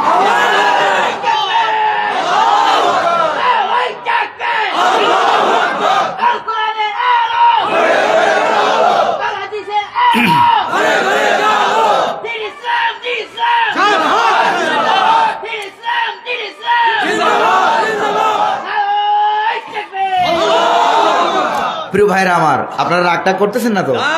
নিজের চোখে দেখা ওই দিন এগুলি দেখে 3 বার মাথায় পানি দেওয়া লাগছে আমার। কয়বার? 3 বার মাথায় পানি দেওয়া লাগছে। হঠাৎ দেখেই পড়ে যাচ্ছিলাম, আরে কি করতেছে এত মানুষ কিভাবে মানুষ মারে। আহা, কোরআনের পাখির দোয়া মিস হয় নাই। সময় আসবে এমন ইন্দুরের গর্ত পাবা না পালাবার জন্য। আমার দেশের ইন্দুরগুলিও আলেমের পক্ষে, ইন্দুরগুলিও মুসলমানের পক্ষে। ইন্দুরগুলি এত খারাপ হয় নাই যে আমার দেশে এই জালেমদেরকে ইঁদুরের গর্তে জায়গা করে দেবে পালাবার জন্য। জোরে বলেন ঠিক না ভাই? প্রধান বিচারপতি যে মাওলানা সাইদি সাহেবের ফাঁসির রায় যে দিছিল, পিটানির ঠেলায় ওই যে বর্ডারে গিয়া, জঙ্গলে গিয়া কলা পাতায় শুয়ে আছে, তারপরেও বিসি লগে নাই। জোরে কোন ঠিক কিনা? আল্লাহ তাআলা দেখায় নাকি দেখায় না? জোরে কোন তো? আল্লাহ তাআলা দেখায় দেয়। বুঝে নাও অবস্থাটা কি, জেনে নাও অবস্থাটা কি। আল্লাহ তাআলা ছাড় দেন, কিন্তু একেবারে ছেড়ে দেন না। প্রিয় ভাইরা আমার, এরপরে 2 জন নবীরা যখন চলে গেলেন, আল্লাহ পাক পুলিশ পাঠিয়ে দিল। সুবহানাল্লাহ বলবেন না? তারা এবার এই পুলিশটাকেও, তাফসীরের ভিতর আছে, পুলিশটাকেও আল্লাহ তাআলা নবী বানায় দিছে। তাহলে এবার 2 জন নবী আর 1 জন পুলিশ নবী। সুবহানাল্লাহ বলবেন না? এই 3 জনে মিলে কালেমার দাওয়াত দিতে লাগলো। ওরা বিরোধিতা করলো, কয় নবীদেরকে বললো মিথ্যুক, এভাবে তারা বিরোধিতা করলো। 3 জন মিলে এবার বললো, ক্বালু রব্বুনা ইয়ালামু ইন্না ইলাইকুম লামুরসালুন ওয়া মা আলাইনা ইল্লাল বালাগুল মুবিন। সুবহানাল্লাহ বলা যায় না? এবার 3 জনে মিলে বললো, আপনাদের এলাকায় সুবহানাল্লাহ বললে কি গুনাহ হয় না? সওয়াব হয়? কম না বেশি? কোন তো দেখি একবার সুবহানাল্লাহ বললে কদ্দুর সওয়াব হয়? আকাশ এবং জমিনের মাঝখানে ফাঁকা জায়গা যদ্দূর, একবার সুবহানাল্লাহ বললে পুরোটা ফাঁকা জায়গা সওয়াব দিয়ে ভরে দেয় কে? একবার এক মাহফিলে যখন আমি এটা বললাম, এই স্টেজের কোনায় এক মুরব্বী বসা ছিল। এখন তো মুরব্বীও বলা যায় না, মুরব্বীও ভাইরাল। হুজুরে বলে ঠিক কিনা? এই মুরব্বী আমার ডাক দিয়ে বলে, হুজুর আমার একখান কথা আছে। কি কথা বলেন? কই কথাটা হচ্ছে যে আপনি যে বললেন একবার সুবহানাল্লাহ বললে ফাঁকা জায়গা সব ভরে যায়, এই যে দ্বিতীয়বার যে আবার সুবহানাল্লাহ বললাম, ওই সবটা কোথায় জায়গা হইছে এটা আপনি বলেন। কারবার দেখছেন? কারণ বুড়ার মাথায় তো বুদ্ধি বেশি। তখন আমি বললাম যে মুরব্বী চাচা মিয়া রাগ করেন না তো? কই যে না হুজুর রাগ করি না, বলেন। তখন আমি বললাম যে চাচা এখন কি দিন না রাত? কই যে এখন তো রাত। তা আচ্ছা আবার আপনি বলেন তো দিনের জায়গা হইলো কই, দিন গেল কই বলেন। এবার বুড়া মিয়া আটকে গেছে, বুড়া মিয়া আটকে গেছে। এবার আমি বললাম যে ভাই আল্লাহ তাআলার কাছে জায়গার কোনো অভাব, এটা একটা হুজুর দৃষ্টান্ত উপস্থাপন করেছেন। আর মদিনা শরীফে নবী করিম সাল্লাল্লাহু আলাইহি সাল্লাম অধিকাংশ ক্ষেত্রে মসজিদে নববী থেকে যখন হুজুর বসে থাকতেন, সেখান থেকে উত্তর দিকে তাকালেই উহুদ পাহাড় দেখা যাইত, ঠিক না? এই জন্য মদিনা শরীফে নবী করিম সাল্লাল্লাহু আলাইহি সাল্লাম সওয়াব সংক্রান্ত উদাহরণ দেওয়ার ক্ষেত্রে অধিকাংশ ক্ষেত্রে উহুদ পাহাড় সমান এই কাম করো, উহুদ ওই পাহাড়ের সমান সওয়াব হয়ে যাবে। একটা দৃষ্টান্তের একটা উপমা। তারপরও আপনার মাথায় যেহেতু জায়গার জমির কথা ঢুকছে, আমি কোরআন থেকে আপনার একটা উদাহরণ দেই। কোরআনুল কারীমের আয়াত আমার মনে পড়ে গেল, তখন আমি বললাম রব্বুল আলামিন কোরআনুল কারীমের ভিতরে বলেছেন ওয়াস-সামাআ বানাইনাহা বিআইদি ওয়া ইন্না লামুসিউন। আল্লাহু আকবার। সুবহানাল্লাহ বলতে পারলেন না মেয়েরা? নাকি বা সব সুবহানাল্লাহ জমা করে রেখে দেন, বাসায় যেয়ে বলবেন, এরকম ব্যাপারটা কি এরকম? আমি বুঝতে পারছি তাফসীর শুনতে শুনতে মোহমুগ্ধ হইয়া সুবহানাল্লাহ বলার সময় আপনারা পান না। যদি বলেন ঠিক না ভাই? যেরকম ভাবে যখন গ্রীষ্মকালে লম্বা রোজা হয়, 16 ঘন্টা 17 ঘন্টা যখন রোজা হয়, তখন ইফতারি সামনে নিয়া তারপরে বিভিন্ন রকমের লাল সাদা হলুদ রঙের কি বিভিন্ন রকমের শরবত, তারপরে মুড়ি, পেঁয়াজু, বুট, সোনা, হরেক রকমের ফল, এগুলি সামনে নিয়া তাকাই আছে মুয়াজ্জিনের দিকে। মুয়াজ্জিন কখন আজান দিবে, যেই আজান দেওয়া শুরু করলো, ইফতারি দেখা মোহমুগ্ধ হইয়া ইফতারি পড়ার দোয়া বলে গেছে, ইফতারির দোয়া ভুলে গেছে। এরকম হয় নাই ভাই? আমারও এরকম কয়বার হয়েছে, মানে সামনে ইফতারি পাইয়া মোহমুগ্ধ হইয়া ইফতারির দোয়া ভুলে গেছি। আপনাদের হয়েছে কারো এরকম? কার কার হয়েছে একটু সত্য কথা কোন দেখি, কার কার হয়েছে? আলহামদুলিল্লাহ বলবেন না? আলহামদুলিল্লাহ কোন? ওরে ভাই রাগ টাগ করতেছেন না তো আবার, যে কেমন বেতাল্লা হুজুর আসলো মনের কথা খুঁজে বাড়ি করে। প্রিয় ভাইরা আমার, নবীরা বললেন আল্লাহর পক্ষ থেকে আমরা নবী, তোমরা আমাদেরকে মিথ্যুক বললেও আমরা নবী, স্বীকার করলেও আমরা নবী, স্বীকার না করলেও আমরা নবী। তবে আমাদের কাজ হলো ওয়ামা আলাইনা ইল্লাল বালাগুল মুবিন। আমাদের কাজ হলো কি করা জানো? আমাদের কাজ হলো কালেমার দাওয়াতটা তোমাদের কাছে পৌঁছে দেওয়া মাত্র। এটা কাফের বেদিনদের বেলায় বলা যাবে।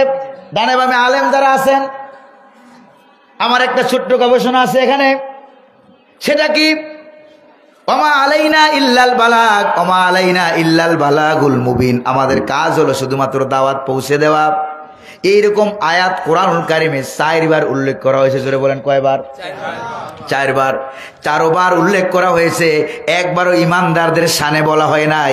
4 বার উল্লেখ করা হয়েছে কাফের বেদিনদেরকে বুঝাবার জন্য।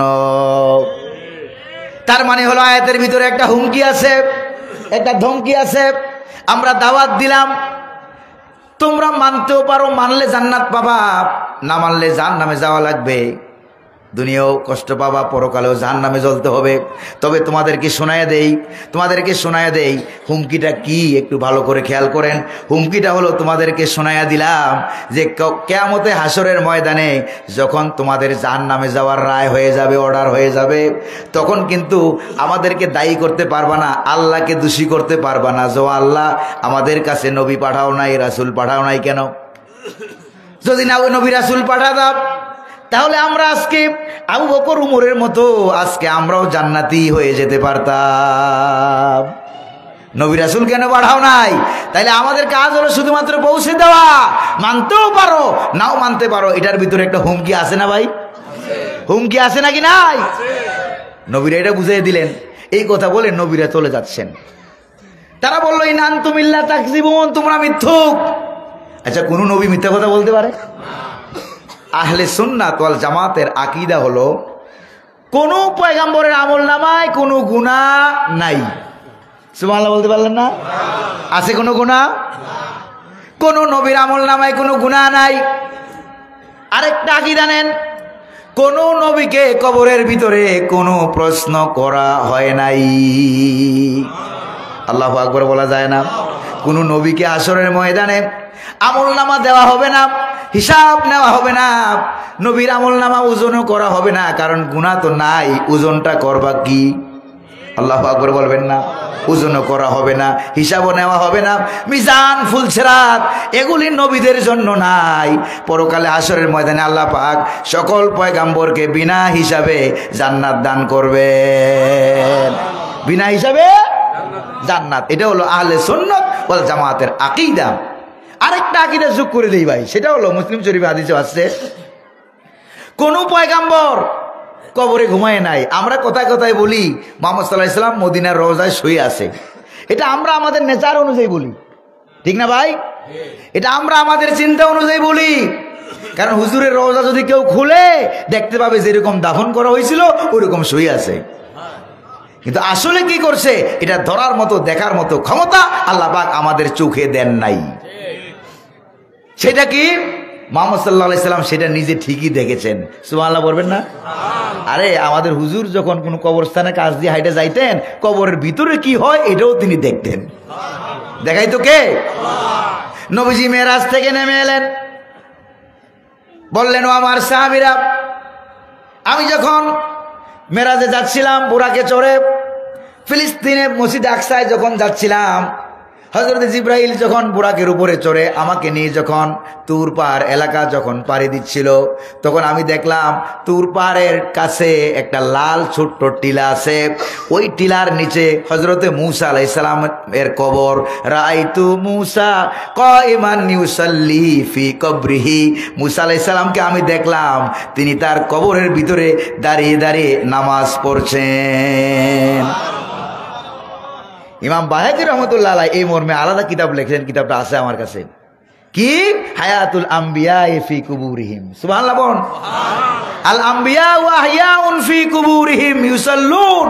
এই মর্মে তিনি 40টা হাদিস উল্লেখ করেছেন। কয়টা? 40। সকল নবী কবরে জিন্দা এবং দাঁড়ায় দাঁড়ায়া নামাজ পড়ে। কিন্তু ভাই দুনিয়ার জীবন আর কবরের জীবন অনেক তফাৎ, অনেক পার্থক্য আছে নাকি নাই? প্রিয় ভাইরা আমার, নবীরা যখন এটা বলে চলে যাচ্ছিলেন সিরিয়া দেশ থেকে যে আমরা চলে যাই, আমরা আমাদেরকে বিদায়, আমরা চলে যাই, আমাদের দায়িত্ব আমরা পালন করেই ফেলছি। কাফেরদের বেলায় এটা বলা যায়, কিন্তু যারা ইসলাম গ্রহণ করে তাদেরকে বলা হয় উম্মাতুল ইজাবা, অর্থাৎ নবীদের ডাকে সাড়া দানকারী উম্মত। সুবহানাল্লাহ বলবেন না? তাদের বেলায় কাজ কি? তাদের বেলায় আপনি বলতে পারবেন না ওমা আলাইনা ইল্লাল বালাগ। আমি আপনাদের বেলায় বলতে পারবো না ওমা আলাইনা ইল্লাল বালাগ, আমার কাজ ছিল পৌঁছানো, আমি পৌঁছে দিয়ে গেলাম। কারণ না, এটা কাফেরদের বেলায় বলা যাবে, মুসলমানদের বেলায় বলা যাবে না। কেন বলা যাবে না? কাফের হলে বলা যাবে, মুসলমানদের বেলায় বলা যাবে না। কেন বলা যাবে না? কুরআন কারীমে সূরা আলে ইমরানে রব্বুল আলামিন বলছেন ওয়াল তাকুম মিনকুম উম্মাতুন ইয়াদউনা ইলাল খায়র ওয়া ইয়া'মুরুনা বিল মা'রুফি ওয়া ইয়ানহাউনা আনিল মুনকার। সুবহানাল্লাহ বলবেন না? কেন বলা যাবে না? রব্বুল আলামিন বলেন তোমাদের ভিতরে এমন একটা দল থাকতেই হবে যেই দলের কাজ হবে সৎ কাজের আদেশ দেওয়া, অসৎ কাজ থেকে নিষেধ করা। অবশ্যই তোমাদের মধ্যে এই দলটা থাকবে। এই দলটা তো কাফেররা হবে না, বেদিনরাও হবে না। এই জন্য যারা ইসলাম গ্রহণ করে তাদেরকে কোনো নবী আলাদা আলাদা ছেড়ে দেন নাই, তাদের সবাইকে নিয়ে ইসলামের দল গঠন করেছেন। জোরে বলেন সুবহানাল্লাহ। ইসলামের দল গঠন করেন নাই? যদি বলেন করেন নাই, করেছেন। এই জন্য মুসলমানদেরকে আপনি যে আমি দাওয়াত দিলাম মানতেও পারেন নাও মানতে পারেন না, এটা মুসলমানদেরকে বলা যাবে না। এই জন্য কোনো মুসলমান কালেমা পড়ার পর বলতে পারবে না যে আমি নামাজ পড়লেও পারি না পড়লেও পারি, ইমাম সাহেব হুজুরের সমস্যা কি, এটা কোনো মুসলমান বলতে পারবে না। হয় আপনি মুসলমান থাকেন, নামাজ পড়েন, কালেমা পড়েন, ইসলামের কাম করেন, আর না হয় ঘোষণা দিয়া ডিক্লারেশন দিয়ে কাফের হয়ে যান, তারপর তাইলে আপনিও বাঁচলেন, ইসলামও বেঁচে গেল। জোরে বলেন ঠিক না?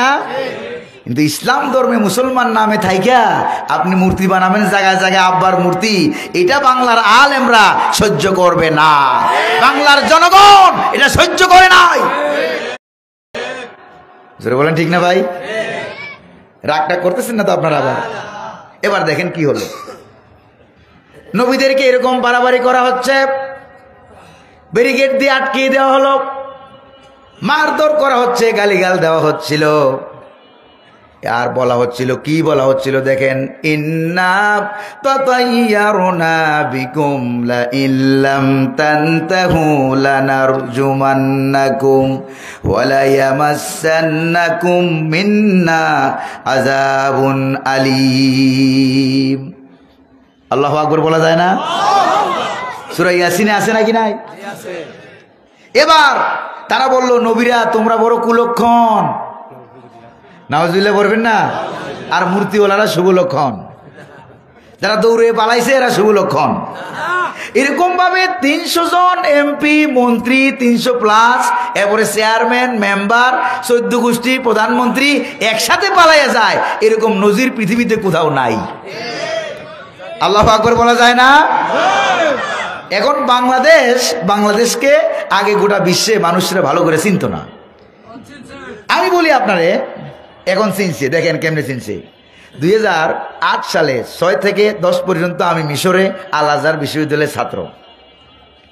গেলাম মসজিদে, এক মুরব্বী আমার জিজ্ঞেস করে, মোহাম্মদ তাল হুনা কাইফাল হাল, তুমি কেমন আছো? আরব দেশের মানুষের আলাদা একটা নেচার, একটা অভ্যাস হলো এই যে তারা যদি কারো নাম না জানে, লোকটা যদি পুরুষ হয় তাকে মোহাম্মদ বলে ডাক দেয়। সুবহানাল্লাহ বলবেন না?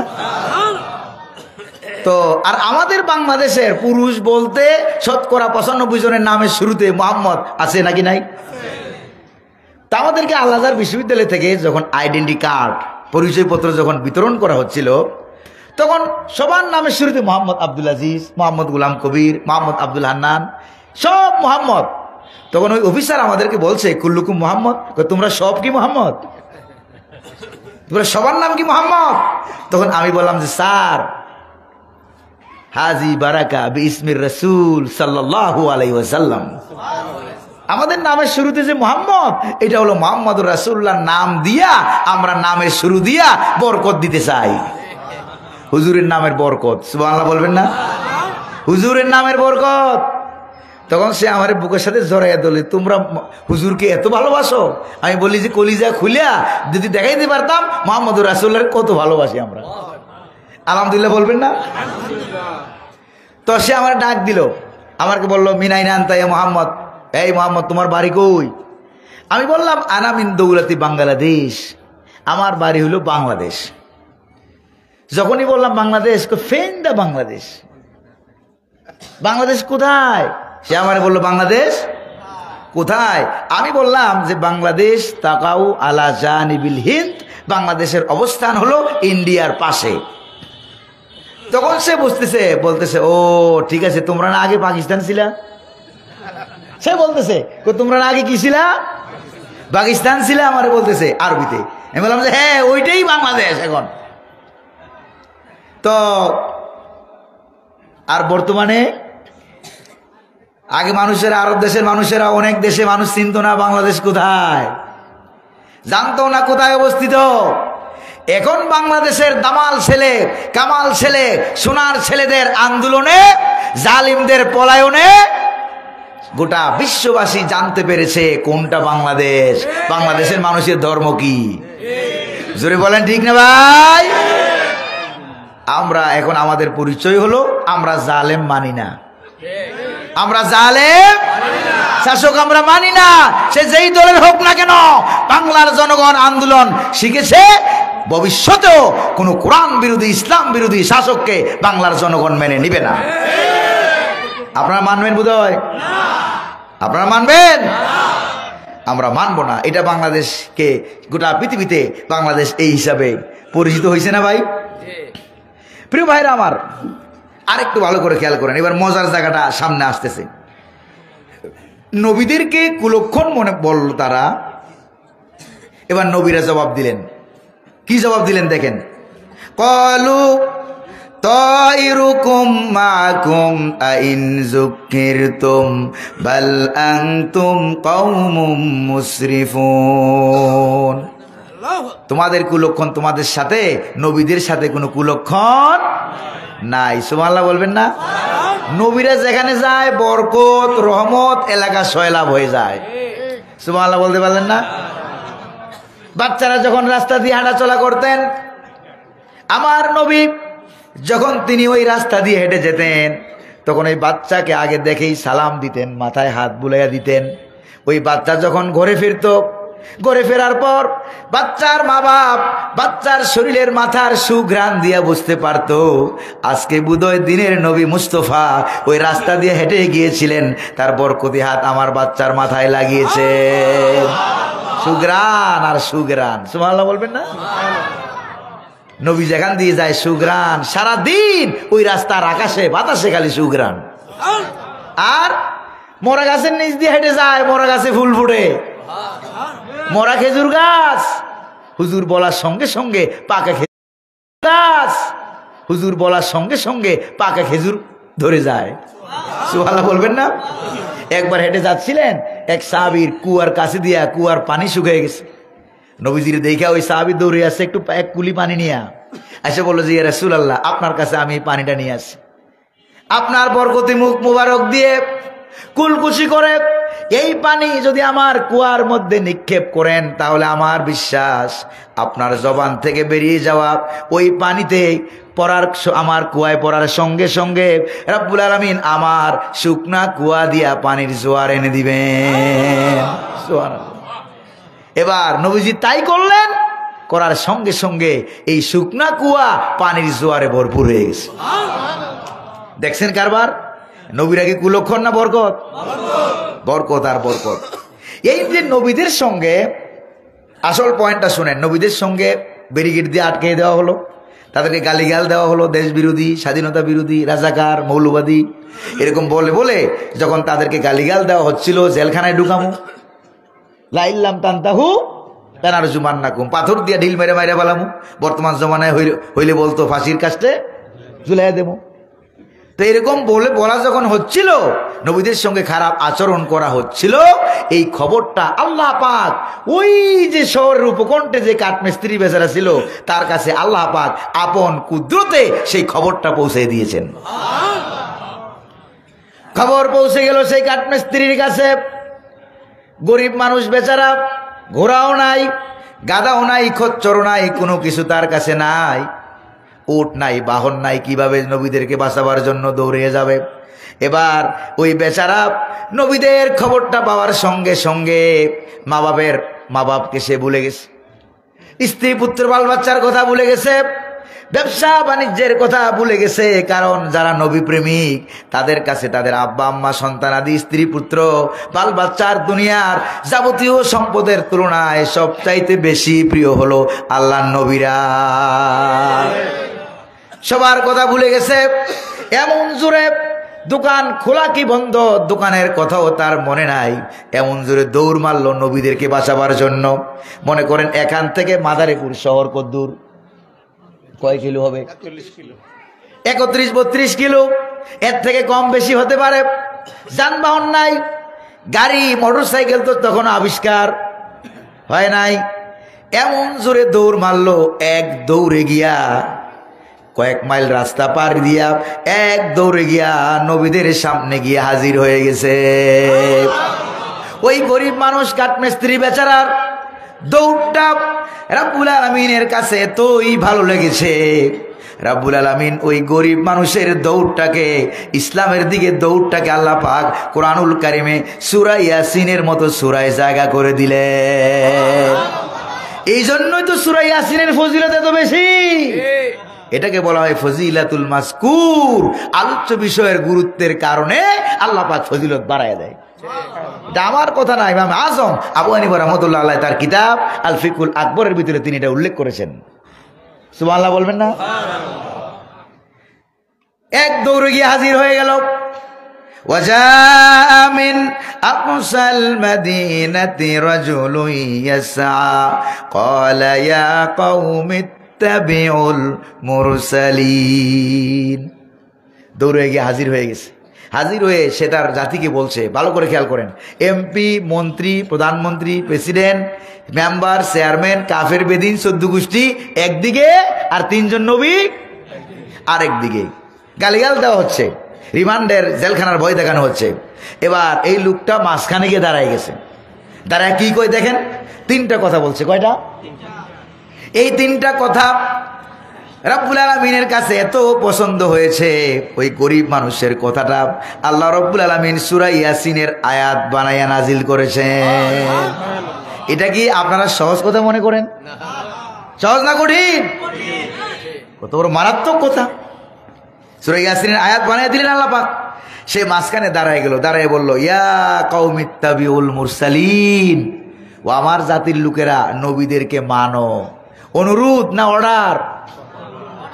কথা বুঝেন নাই?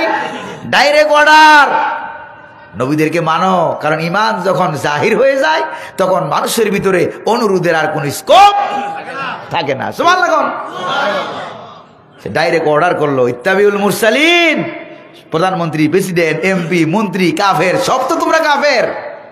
আমি অর্ডার করলাম নবীদেরকে মানো, ইসলাম গ্রহণ করো। সুবহানাল্লাহ বলতে পারলেন না? তারা ইসলাম গ্রহণ করছে? তারা ইসলাম গ্রহণ করে নাই। এবার সে দ্বিতীয় দাওয়াত দিল, ইত্তাবিউ মান লা ইয়াসআলুকুম আজরান ওয়া হুম মুহতাদুন। সুবহানাল্লাহ বলবেন না? তাদেরকে মানো, যারা তাদেরকে মানো। নবীরা তোমাদেরকে দাওয়াত দিচ্ছেন, দাওয়াতের বিনিময়ে একটা পয়সাও তোমার কাছে চায় না, তোমাদের কাছে চায় না। বিনিময়ে যার কাছে চায় তিনি কে? নিজের খাইয়া নিজের পরে কালেমার দাওয়াত দিচ্ছে, আর বিনিময়ে তোমাদের কাছে কিছুই চায় না। বিনিময় চায় কার কাছে? আর এখন ইউটিউব দিয়া, ফেসবুক দিয়া একটু হাইব্রিড হইয়া ভাইরাল হয়েছে, ঠিক না ভাই? একটু মাত্র ভাইরাল হয়েছে। এবার ভাইরাল হইয়া কি কই জানেন? কই যে হুজুর, গত বছর তো আপনি আমাদের মাহফিলে আসছিলেন, মনে আছে কিনা? মাদারীপুর, শিবচর, থানা মসজিদের এখানে অমুক জায়গায়। রাগটা করতেছেন না তো আপনারা? আবার আসছিলেন, মনে আসছে কিনা? হাদিয়া তোফা দিছিলাম যা দেওয়ার। কই যে গত বছর তো আপনারা আমার ঠকাইছেন। কথা বুঝেন নাই? আপনারা আমার ঠকাইছেন। তো এই বছর তো কয় হুজুর, এই বছর তো আপনি ভাইরাল হয়ে গেছেন, এই বছর কমিটিও আপনারে চায়, জনগণও আপনারে চায়, আপনার দরকার লাগবে, আপনাকে আসতে হবে। এবার সে বক্তা মনে মনে ভাবলো, আমি তো ভাইরাল হয়েছি, কমিটিও আমার জন্য পাগল, শ্রোতারাও আমার জন্য পাগল। এবার ভাইরাল বক্তা আর ভাইরাল নাই, এবার ভাইরাস হয়ে গেছে। কি হয়ে গেছে? ভাইরাস হয়ে গেছে। ভাইরাস হয়ে এবার বক্তা বলছে যে আমাকে যদি আমার এখানে নিতে চান তাহলে ৮০,০০০ টাকার কমে আমার গাড়ির চাক্কা ঘুরে না, গরুর দাম অনেক বেশি। জোরে বলেন ঠিক কিনা? আরো জোরে বলেন ঠিক কিনা? এরকম বক্তা বোধহয় বাংলাদেশে নাই? আছে নাকি নাই? আর নবীরা দাওয়াত দিলেন। আচ্ছা বলেন তো, কোন নবী দাওয়াত দেওয়ার আগে টাকা নিছেন? কোন নবী দাওয়াতের বিনিময়ে টাকা নিছেন? তো আমাদের কপাল ভালো যে আপনারা স্টেজ সাজাইছেন, মঞ্চ সাজাইছেন, মাইক ভাড়া করছেন, এলাকায় সুন্দর প্যান্ডেল করেছেন, এরপর আমাদেরকে দাওয়াত দিয়েছেন। মজার মজার কত জাতের খানা। মল্লিক ভাই কই? মল্লিক ভাই নাই, পিছনে আছে। এই মজার মজার কত জাতের খানা, আবার গাড়ি ভাড়াও দেয়, আবার হাদিয়াও দেয়, আবার কত রকমের আদর, কত যত্ন। আরে এইরকম শান শৌকতে যদি নবীরা থাকতেন, আল্লাহর কসম মক্কার ইসলাম মক্কাই থাকতো, মদিনাও যাইতো না, বাংলাদেশে আসার তো প্রশ্নই উঠে না। জোরে বলেন ঠিক না? রাগ করতেছেন না তো আপনারা? নিজের পায়ে নিজে কুড়াল মারতেছি, কথা ক্লিয়ার? নিজের পায়ে নিজে কুড়াল মারতেছি, তার মানে বোকা। প্রিয় ভাইরা আমার, আমি জানি আমার টাকা পয়সায়, আমার হাদিয়ায় আমার জান্নাতে নিতে পারবে না। আমার জান্নাতে নিলে কে নিতে পারবে? কোরআন কারীম সুপারিশ করবে, নবীরা সুপারিশ করবেন, আল্লাহ পাক সুপারিশ কবুল করে জান্নাতে পাঠিয়ে দিবেন। প্রিয় ভাইরা আমার, ওয়াজ আলোচনা বয়ান প্রায় শেষের দিকে আমরা চলে আসছি। এবার দ্বিতীয় ওয়াজ করলো, কোনো লাভ হলো না। 3 নম্বরে ওই গরিব কাঠমিস্ত্রি বেচারা ওয়াজ করতেছে, ওয়ামালিয়ালা আবুদুল্লাযী ফাতারানি ওয়া ইলাইহি তুরজাউন। সুবহানাল্লাহ বলেন না? যে আমার কি হলো? এবার দেখেন তো এই ওয়াজ, এটা কিন্তু একটা সূক্ষ্ম ওয়াজ, একটা সূক্ষ্ম বুদ্ধি আছে এটার ভিতরে। দেখি মাদারীপুরের মানুষ, শিবচরের মানুষ, শহর এলাকার মানুষের মাথায় বুদ্ধি বেশি থাকে, ভালো ভালো খাবার খায়। দেখি আপনারা এটা ধরতে পারেন কিনা। সে এবার বললো যে আমার কি হলো, কেন আমি আল্লাহরে মানবো না, কেন আমি আল্লাহর প্রতি ঈমান আনবো না? আল্লাহ জি ফাতারানি, অথচ তিনি আমাকে সৃষ্টি করেছেন, ওয়া ইলাইহি তুরজাউন, এবং মৃত্যুর পর আমার তোমাদের সকলেই সে আল্লাহর কাছে ফিরে যাওয়া লাগবে। আচ্ছা, এটার ভিতরে একটা ইঙ্গিত আছে কিনা? মাদারীপুরের মানুষ বলেন, এই আয়াত দ্বারা কি বোঝা যায়? এই কাঠমিস্ত্রি কি নবীদের লোক না কাফেরের লোক? কাদের লোক? কইছে কাফেরের লোক বলে। জোরে বলেন না, কাদের লোক? নবীদের লোক। দুইটা ভাগ হয়ে গেছে, একদল বলতেছে কাফেরের লোক, আরেক দল বলতেছে নবীদের লোক। আর যাদের মাথায় বুদ্ধি বেশি তারা ছিল চুপচাপ। যেরকম ঠিক না ভাই? আমার দেশের বুদ্ধিজীবীরা ইসলামের বিরুদ্ধে যখন কথা কয় তখন তারা চুপ, তখন তারা সুশীল সাজে। যেরকম ঠিক কিনা? আর ইসলামের পক্ষে যখন কথা কয় তখন তারা গন্ধ পায়, ঘ্রাণ পায়, খালি কয় মৌলবাদ মৌলবাদ। যেরকম ঠিক না ভাই? তো মৌলবাদীর যে গুরুত্ব কদ্দুর এবার বাংলার জনগণ হারে হারে টের পাইছে। যেরকম ঠিক কিনা? প্রিয় ভাইরা আমার, এরপরে কি হলো? সে যখন এটা বলল, কাফের বেদিনেরা বুঝে গেছে সে আমাদের এলাকার ছেলে হওয়ার পরেও নবীদের দলে যোগদান করেছে। তোমার পরিচয় কি বলো? বাবার নাম কি? গ্রাম কোথায়? বাড়ি কোথায়? বলো। তুমি আসলে কোন দলের এটা আমাদেরকে বলো। তুমি কোন দলের এটা আমাদেরকে বলো।